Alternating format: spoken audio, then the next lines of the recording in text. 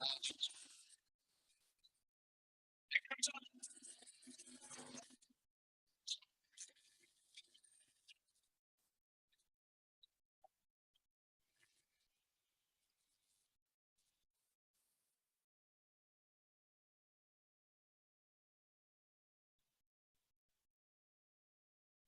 morning, everyone. Let me take this off. Is that working too? Yes, it is. So good morning also from wherever you are remotely connected to this second day of the MiC conference 2021. So we're going to open it up with a very, very important part of our conference, perhaps the core of our conference. And I have to say, first of all, you have had the guided tour of the museum yesterday. So you've heard about these kites. You know what they're for. 1901, Guglielmo Marconi decides to try to cross the Atlantic with radio waves. And everybody said it was impossible. It was totally impossible because when you're at a great distance from the antenna, the wave travels like a ray, and that ray would be lost in space. Nobody knew about the ionosphere, so nobody, not even did. But he believed in this intuition, even though everybody said it was impossible. Went, built this transmit station in Cornwall, and built the receive station in Canada, in St. John, Newfoundland. But it was December 1901 in Canada, very cold, very windy. So the trellises, keeping up the antennas, collapsed due to the wind. But he believed in his intuition so much, even though everybody said, you're crazy. And he brought the antennas up with kites. So the kites were the receiving method, alternative use of the kites. That's how the antennas were kept up. And on December 12th of that year, the radio communications across the Atlantic were opened. So today we are welcoming Vlad Glaveanu, that you all know very well. So I will not say that he's the head of the psychology department of Webster University. I will not say that he's the head of the Webster Center for Creativity in Geneva. And I will not say that he also works in Bergen. So as a collaboration, international collaboration. But I will say that I owe a great debt of gratitude to Vlad, because he's not only a great researcher, but he's also a leader. And he's leading the field in many, many different ways. And he has written some papers that has inspired my own work, starting back in, I say, 2015. So thank you for that, Vlad. And today, it's an important day because Vlad is going to open up the new discipline, the discipline of possibility studies. And since we are in the home of the possible, I think this is a good place to start. Thank you, Giovanni. Thank you for the kind introduction. Thank you. A word about the mask, though. Do we talk with masks? Because it's my, yeah? Oh, thank you. Sorry. I'm getting very warm. Thank you so much. So Ed, I have a very ambitious talk in many ways, presenting a whole field that I'm very happy in this room I have. Oh, here it is. Thank you. That's good to know. Technology, not always my friend. So I'm very happy to be here. Obviously, this is already making the impossible possible, being able to be here and to see all of you. So it's an ambitious talk, and it's kind of a very positive, uplifting topic. And I thought, well, when we get together finally for an in-person conference, I think it's good to have that. But you might be wondering, of course, about the broader context, we live in. And in many ways, we live in an age of impossibility. I mean, I'm not going to stand here and read all these numbers. They're really depressing read around COVID. And we might be wondering why we talk about the possibility in this period. And in many ways, we talk about the possible precisely because we live through such an age, perhaps. Of course, I've added more calamities to my slides, just if you're not thoroughly convinced that we are in danger. So of course, on the back of the pandemic, we have the climate emergency.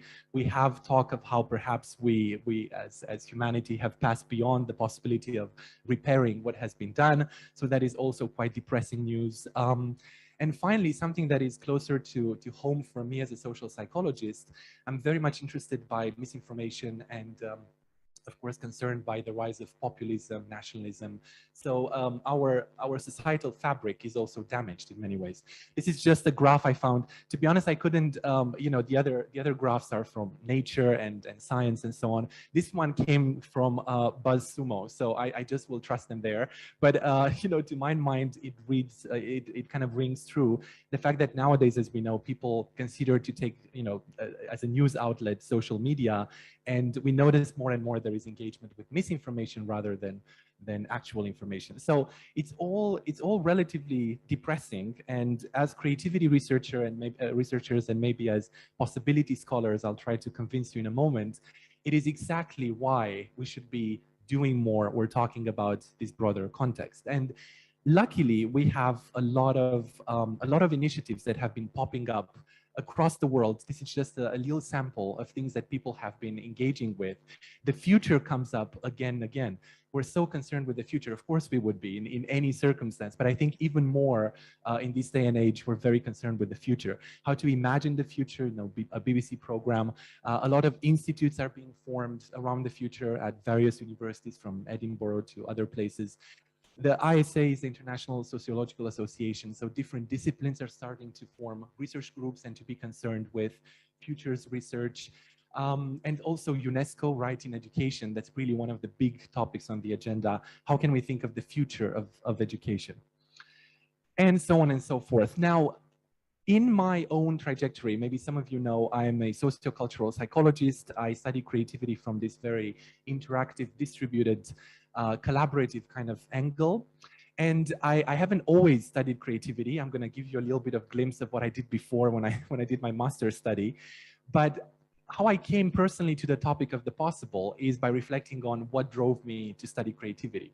At the end of the day, it was this amazing kind of opportunity for us as individuals, as groups, to perceive and to enact new possibilities in our lives, in the lives of other people.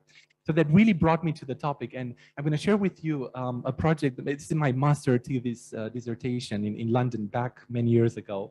I started by studying children's drawings. So in many ways, it's not really unexpected that I ended up, where I am now. But it was a project that wasn't about creativity. It was about how children engage with the public sphere. So imagine going into schools, 7 years of age, 10 years of age, you know, kids, and asking them, okay, the Habermasian public sphere, do you think, no, of course, we didn't do that. So what we did is we went and asked them to make drawings and to make constructions. And for a visiting alien from Mars to give us a snapshot of how their life is there on Earth, where they live. So we collected, it was a big team, a big effort. My supervisor was coordinating, Sandra Shevchelovich, this project. And we collected data from many countries. There is even one article that came out, and there is a book chapter. So if anyone is interested, I'm happy to share, you know, the research on that. We collected data from Germany, Romania, Brazil, and in every country, we chose two sociocultural contexts. So we chose a more affluent context and a more deprived context. I'm giving you all these details to tell you that when I did my study in Romania, I did data collection. I chose to work with children in schools. That was a bit more the affluent context, and with children in an orphanage. Now, if you know a little bit about Romania, probably you know about vampires and so on, but also maybe some of you remember how after the fall of communism, there was this big discovery of how children had been seriously mistreated in orphanages. So there is a big history, a very problematic history with these centers in Romania. Of course, things have evolved much more.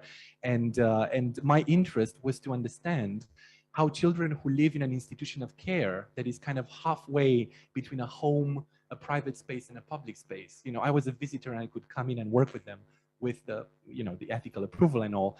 I was interested to see how they understand their world.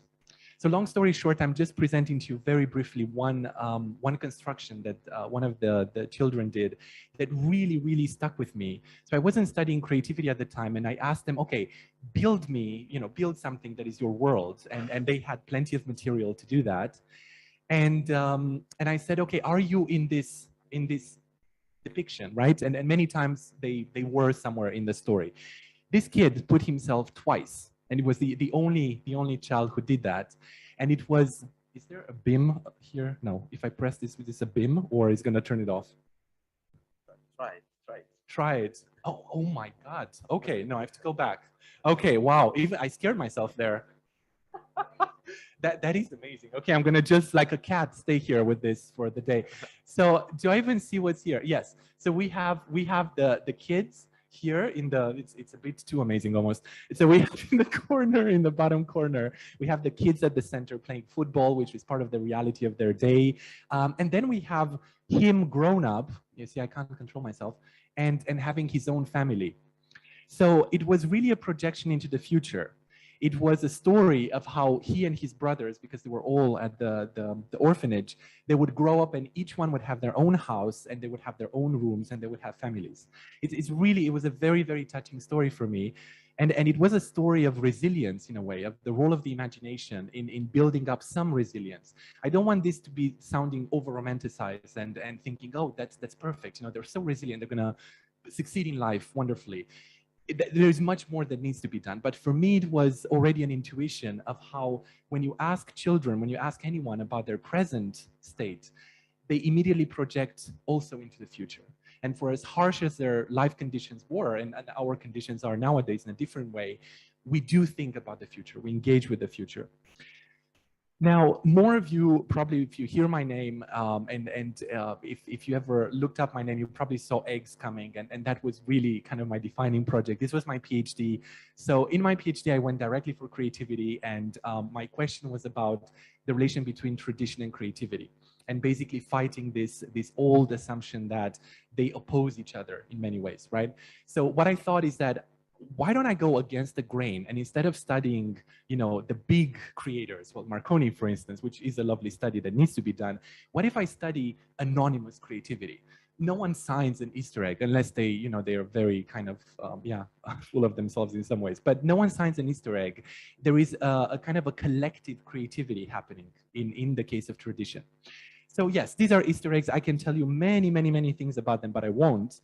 I just want to bring up one schema from my PhD, again, quite some time ago.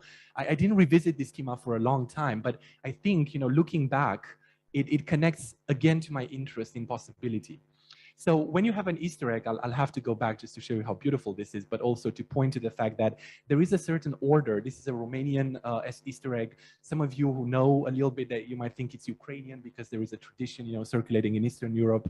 And you see the egg has a kind of a belt, and it has different motifs, obviously, that have different meanings to them. And my question was, I was using subjective cameras. I was looking at the way they decorate from a first-person perspective, you know, recording their actions. And what emerged was that there is a path of decoration that is quite logical. You know, first of all, well, we don't even see what's at the top there, but I guess you have to wash and prepare the egg, I'll assume. But then you have to draw sometimes in pencil because it's quite hard to draw in such a shape. So you make yourself a little motif. Then you put first the main lines, then the details. It all sounds quite logical. The belt, the girdle is kind of drawn either on the, on kind of the bumpier part of the egg or on the other side. Anyway, the point is that what I discovered in my data is that no one followed the logical path, obviously. I mean, you can abstract it, and on the whole, you can think, okay, well, these are the steps. But everyone did it differently. And not only depending on their style, but depending on the egg. They would tell me, I look at the egg, and if it's kind of, you know, more round in that way, I can't draw the belt like that. I'll have to do it like this. But I have to take the egg. I have to see the egg. So for me, this was really from then an intuition of how creativity, and now I would say possibility, is intrinsically related to every action we do. Even the most habitual forms of action have a space of possibility around them. Every movement, every act of decoration, everything put on the egg creates a new space of what might happen next. And you have options, even in a craft where most people would think, well, it's pretty mechanical. I mean, if you have a motive, you just follow it. They never follow the motive. You know, of course they do in the big kind of appearance. But another wonderful quote from my PhD, I remember this woman saying, if you asked me to do 2 identical eggs, I couldn't do that. It would take me the biggest amount of effort. I need to change something every time, right? So it's very human to change, to explore new possibilities. Finally, more recently, I went online, like all of us, because we live partially online or almost fully online now. And I became very interested by internet culture and memes. And again, as a sociocultural psychologist, of course, memes, you know, they're cultural artifacts that get produced and circulate. I wrote a few papers on kind of the creativity of memes. I'm happy to share with you as well. And I was interested by how people online make sense of what is happening, which is a very creative act, the act of interpretation. What is happening to all of us, right, at this moment? And more particularly, I was looking at the type of memes, because memes can do many things. They can be funny, they can inform, they can misinform, but they can also offer a social critique. I was very interested by how memes were used by different online communities to be critical of what was happening, of the government. So for instance, you might know this template with the dog in a burning house. It's really one of my favorites, time to reopen the economy. And then I noticed a lot of creativity in the way people throw new perspectives on the situation. So this is one of my favorite ones. Maybe you've seen it circulating. The average American, for the best way to tell if you have COVID is to cough in a rich person's face and wait for their test results. So of course, in Europe, some of us will think, oh my God, what's happening in America? And then we often do. But this is not obviously just an American story. The thing for me, you know, as a creativity researcher is I marvel always at the capacity we have, and especially in online communities, to surprise each other and to bring new perspective to an old problem. You always look at reality in new ways if you go online and search for memes. And then sometimes you get angry and depressed, and that's fine as well. But you know, they can be extremely, well, it can be hilarious and creative and surprise us in many ways. Okay, so 3 little stories, and the kernel of possibility comes into them. So thinking through, and this might be my confirmation bias, kind of rewriting my life history, but you'll play along with me. Thinking through the many types of different works and different questions I had, they do relate to creativity, obviously. But at the end of it, they relate to something a bit bigger in some ways for me. And this is my fascination with how, as human beings, we live these amphibious lives in which we exist in the here and now, in the present. You know, we are all physically here. We listen to each other, you know, but we also daydream or think about the tiramisu we'll have later. One of my favorite, you know, on this occasion being in Italy. So we always experience the world as it is, but at the same time, and sometimes this other mode takes, you know, dominance over the world as is, as it could be, as it might have been, as it can become, and even as it will never be. You know, it is so important to imagine the impossible. I mean, your story was just beautiful, making this point. Imagining the impossible is one of the key drivers of possibility. So there is creativity, but there is much more into this phenomena. And this is my invitation to you in many ways to kind of enlarge our scope, which I'm sure, and I know many of us do. And in the room, we have people who study serendipity, you know, wonder, and many other phenomena. But to look at creativity within the bigger picture of how we engage with the possible, you know, that includes anticipation, pretense, wonder, imagination, and many, many, many other things. So there is intrinsically, I think, and I hope in my work, and I'm sure we share this, a recognition of the fact that we as human beings are agentic, future-oriented, and possibility-driven. So I'm not going to read this to you, you know, clearly doing just a little bit of research, we noticed that there is a wave of scholarship that is happening from many, many sides and many disciplines. This is not only in psychology. Actually, I didn't even put the many things that are happening in psychology with the matrix of maybe and many other topics, and homo prospectus, I think, or prospectivus. I have to revisit that title. But I noticed that in sociology, in anthropology, you know, in methodology, people start more and more to talk about how we need to focus not only on what's happening now, but the view towards the future, right? Appadurai said that in anthropology, we need imagination, anticipation, aspiration to become key concepts. Gergen, who's a psychologist, talked about how research should not only illuminate, but also create what is to become. And luckily we have a symposium a bit later that will talk more about research. So what is possibility studies? I took you on a very long route to come to this slide.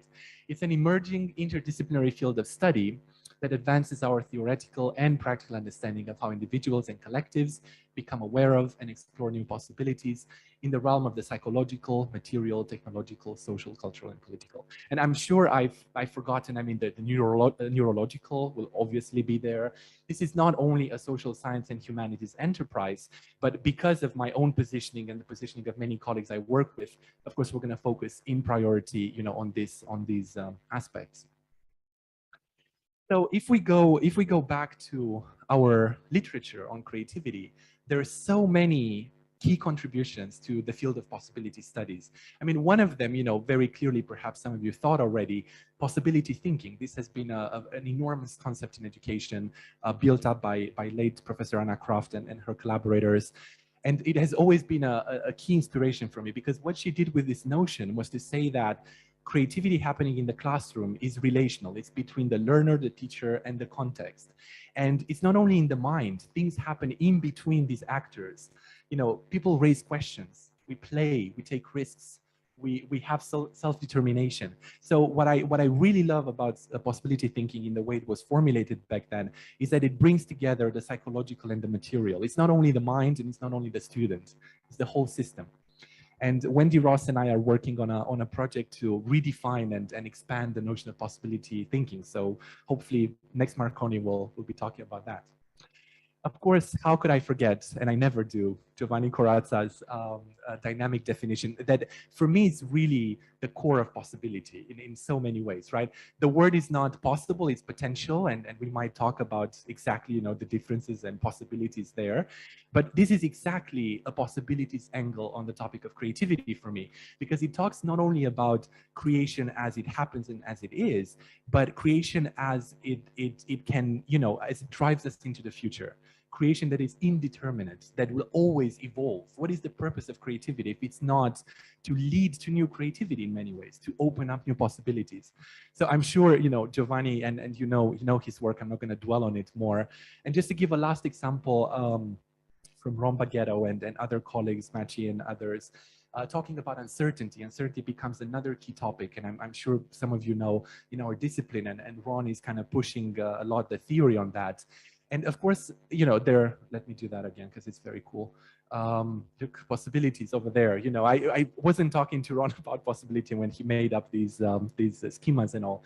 And there is this wonderful study that I highly recommend, Gajda, Baghetto, and Karvovsky, that looks at classroom conversations and the space they create between,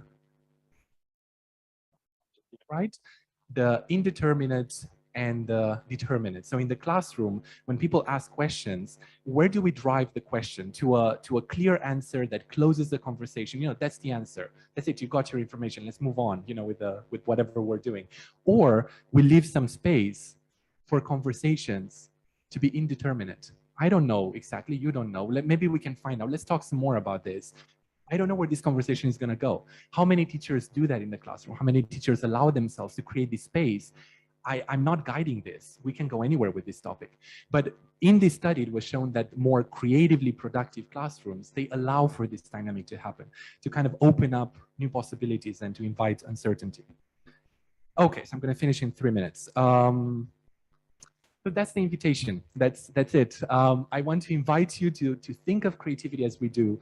Its processes, estimation, assessment, development, as part of a larger whole. I do firmly believe that we're going to see so much more if instead of looking at little branches, which we love doing and it's important to do, convergent thinking, divergent thinking, they're all there in the forest.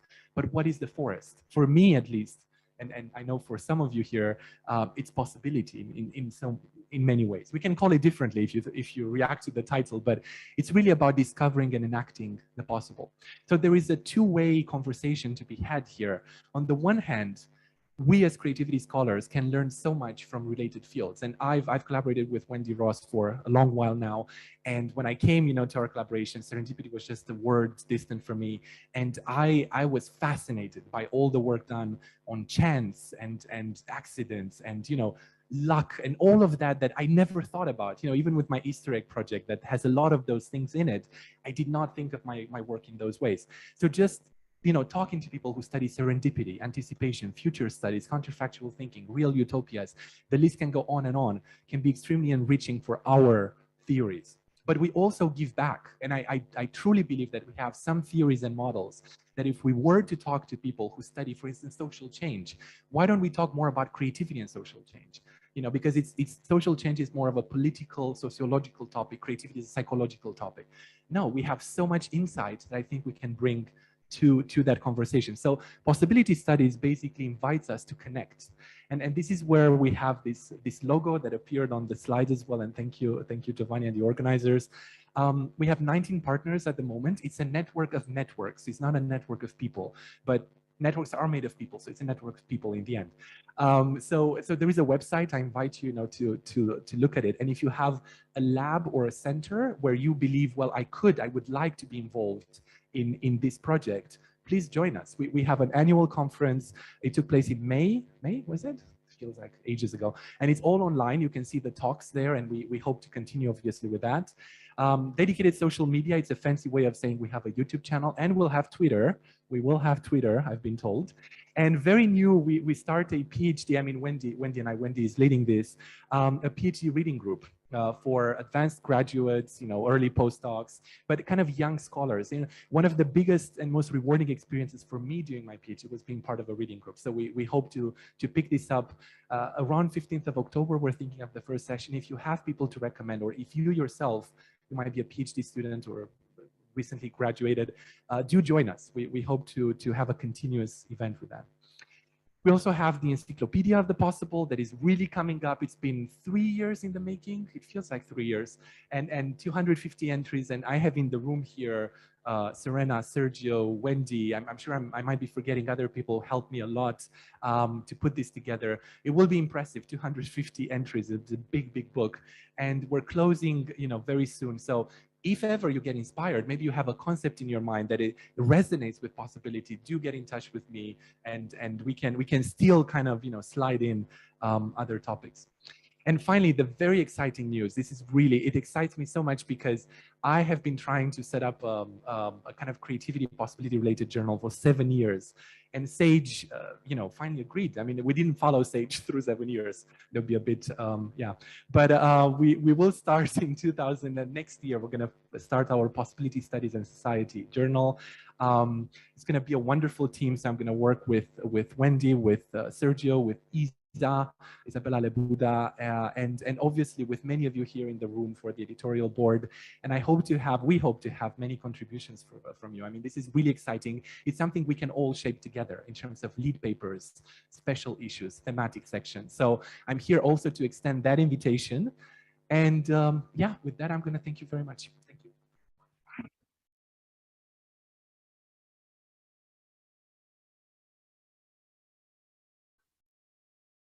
One question in the room.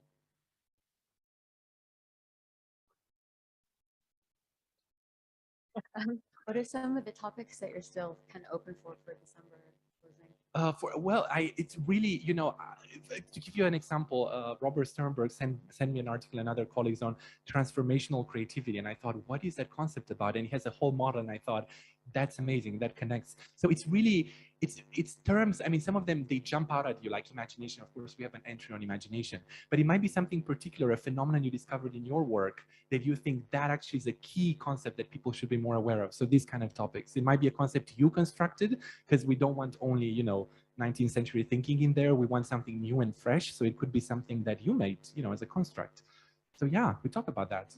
But over lunch, we do hope, and we'll have a symposium as well, but do find Wendy and I, and we'll be very happy to include you on the mailing list of the association and all of that. Vlad, there is a question from the online audience. Oh, yes. Hello. Hello. I'm so sorry. I've been yes. Hello. Michaela Taranu. She asked, yeah. No, I can't see, sadly, no. Are you engaging in your studies of possibilities with the concepts from the adjacent possible? Adjacent possible, yes, absolutely. That's an entry. Isn't that an entry in the encyclopedia? I'm going to sound like that for a number of years now. There is an entry there exactly on absolute adjacent possible is one of the big concepts. In a way, what I told you about Easter eggs is really about that. The adjacent possible that gets materialized on and on. So yeah, real utopias and everything. You know, it really, we have some fascinating things that I learned from mathematics and philosophy, because this is really meant to be interdisciplinary. So we hope to bring more of that into it. Oh, and I forgot to mention Samantha Copeland, who's also part of the board with us, the philosopher. Okay, last question. Last question. Which one? Here. Oh, Giovanni, you're going to ask me a tricky question, isn't Yeah. it, Giovanni? Not going to be a tricky question, but we're living very sad days looking at the international scene, and you know what I'm talking about. Right. So possibility is also connected with freedom, and taking away freedom also means to take away the possibility, for example, for women to do things that would normally they would do. So that is a connection I'm sure that you're going to explore. Yeah, I think, I would hope that recent events and everything will feed into our thinking. I mean, there is a lot of possibility that happens within harsh constraints, and that's something, another interest of mine. Again, I really don't want to over romanticize, and it's not a thing to say the possible is always good. You can explore possibilities that lead you down very dark, narrow, you know, bad paths. So I think we need to be aware of all of that, like we talk about malevolent creativity, but absolutely the current context inspires us to rethink agency, to rethink possibility, and I hope we can do that together. So thank you very much. Thank you. Thanks again. Thanks again.